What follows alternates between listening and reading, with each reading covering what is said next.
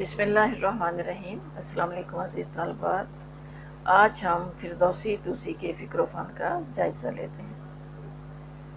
فردوسی توسی فارسی کے عظیم شاعر، جنہیں اپنی طویل تاریخی مثنوی شاہ نامہ کی بدولت بے حد شہرت ملی، آج بھی ان کا نام اس مثنوی کی بدولت زندہ ہے۔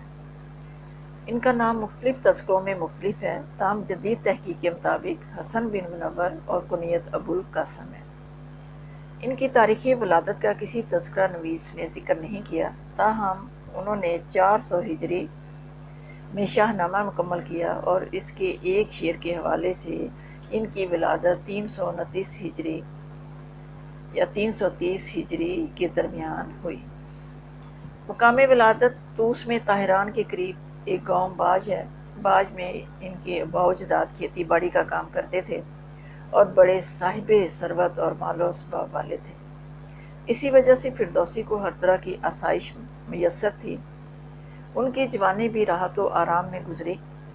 انہوں نے دوستوں کے ساتھ طاہران میں بڑی بے فکری کے ساتھ زندگی بسر کی اور یہیں انہوں نے شاہ نامہ لکھنا شروع کیا۔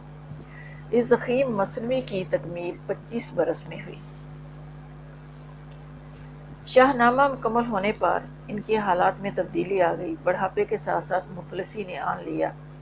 آخر ایک دوست کے مشورے پر انہوں نے محمود غزنوی کی مدح میں ایک قصیدہ لکھا، جسے شاہ نامہ میں شامل کیا اور یوں غزنوی دربار میں ان کی رسائی ہوگی۔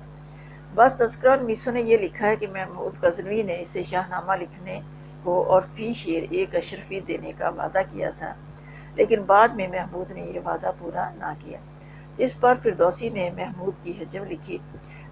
جدید تحقیق نے یہ سب باتیں غلط ثابت کر دی ہیں۔ فردوسی کی وفات 411 ہجری میں ہوئی۔ بعض تذکرہ نویسوں نے دوسری تاریخیں دی ہیں، لیکن صفا نے اسے ہی درست قرار دیا ہے۔ فردوسی کا مزار طوس میں ہے۔ اس علاقے کو فردوسیہ کا نام دیا گیا ہے۔ شاہ ایران نے یہ مزار بڑی لاگت سے تیار کروایا۔ قبر ایک وسیع و عریض ہال میں ہے، جس کی دیواروں پر فردوسی کے بعض اشعار لکھے ہیں۔ ہال کی خوبصورتی بڑی دلکش ہے۔ اس کے باہر بہت بڑا باغ ہے۔ اس کے قریب ہی امام غزالی کے بھائی احمد غزالی کی قبر ایک خستہ حال گنبد کے اندر موجود ہے۔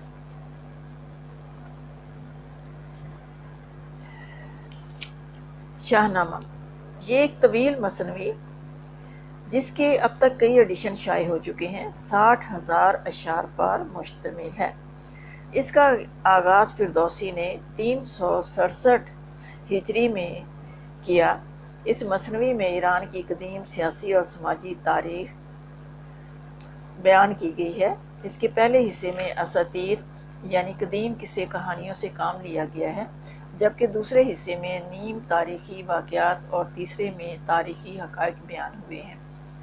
فردوسی نے اس مثنوی کے لیے کئی ایک ماخذوں سے استفادہ کیا، جس میں پہلوی زبان اور عربی زبان کی بعض وہ تاریخی کتب ہیں جن کا فارسی میں ترجمہ ہو چکا تھا۔ اس میں اگرچہ جنگوں وغیرہ کے حالات نظم کیے گئے ہیں، تاہم فردوسی کو جہاں بھی موقع ملا اس نے ادب اور اخلاق کی بھی باتیں کر دی ہیں، جس کی وجہ سے اس مثنوی کی اہمیت بہت بڑھ گئی ہے۔